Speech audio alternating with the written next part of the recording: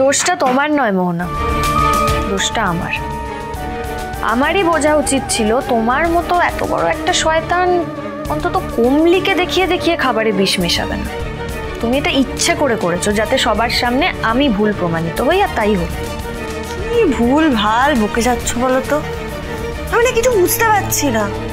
এই শোনো না শুভলক্ষ্মী, আমার তো এখন বিয়ে হয়ে গেছে, আমি এখন নিজের সংসারটা করতে চাইছি। আমাকে একটু আমার সংসারটা করতে দাও না গো, প্লিজ। সংসার করো? বলো। তুমি সংসার করো মন, তবে তুমি সংসার করবে আমার নজরবন্দি হয়ে। তোমার প্রত্যেকটা পদক্ষেপের ওপরে আমার নজর থাকবে, আমি তোমায় কথা দিচ্ছি। একটু সাবধানে থেকো, হ্যাঁ? কারণ আমি এবারে যখন পাল্টা আঘাত করব না, তখন কিন্তু তুমি পালানোরও পথ পাবে না।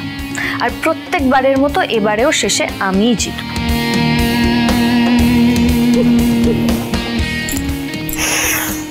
এবার জমবে খেলা। অ্যাকচুয়ালি না, তোমার মতো প্রতিপক্ষ পেলেই না খেলতে মজা আসে। প্রতিপক্ষকেও তো একটু জবরদস্ত হতে হয়। তবে হ্যাটস অফ টু দাদা, কি ভালো একটা বুদ্ধি দিল। ঠিক যেমন ভাবে আমার থেকে সবকিছু এক নিমেষে ওই শুভলক্ষ্মী কেড়ে নিয়েছিল, ওকেও আমি সর্বশান্ত করব। এই পরিবারের লোকজন আদ্রিত ওকে ঘেন্না করবে। মিস্টার সেন। হ্যাঁ, কিছু বলবেন? আপনার পেশেন্টের জ্ঞান ফিরে এসেছে, ডাক্তারবাবু আপনাকে ডাকছেন। ও আচ্ছা, কোন দিকে যাবো বলুন? আসুন আমার সঙ্গে।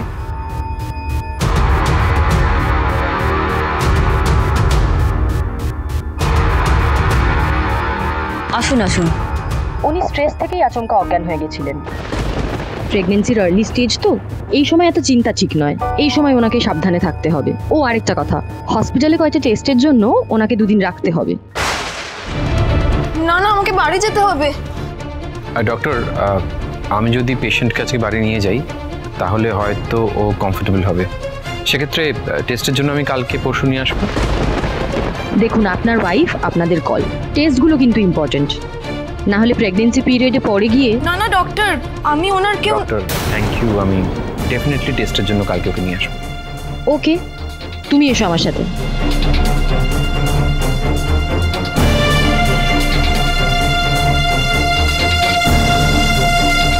চলো, তোমায় আমি বাড়ি ছেড়ে দিচ্ছি। কেন? আপনি কেন আমাকে হেল্প করতে চাইছেন? আপনি তো দেখতে পাচ্ছেন আমি কত বড় একটা বিপদে পড়েছি। ধরে নিতে পারো সেই জন্যই তোমায় হেল্প করতে চাই। দেখো, তুমি অস্বীকার করতে পারো যে তোমাদের পরিবার আর আমাদের পরিবারের মধ্যে কোনো সম্পর্ক নেই, কিন্তু সম্পর্ক তো একটা আছে। এই যে আমার বোন তোমার দাদাকে বিয়ে করেছে, তার মানে কি হলো? দুটো পরিবারের মধ্যে রিলেশন তৈরি হলো। ধরে নিতে পারো সেই রিলেশনের খাতিরেই আমি তোমায় সাহায্য করছি।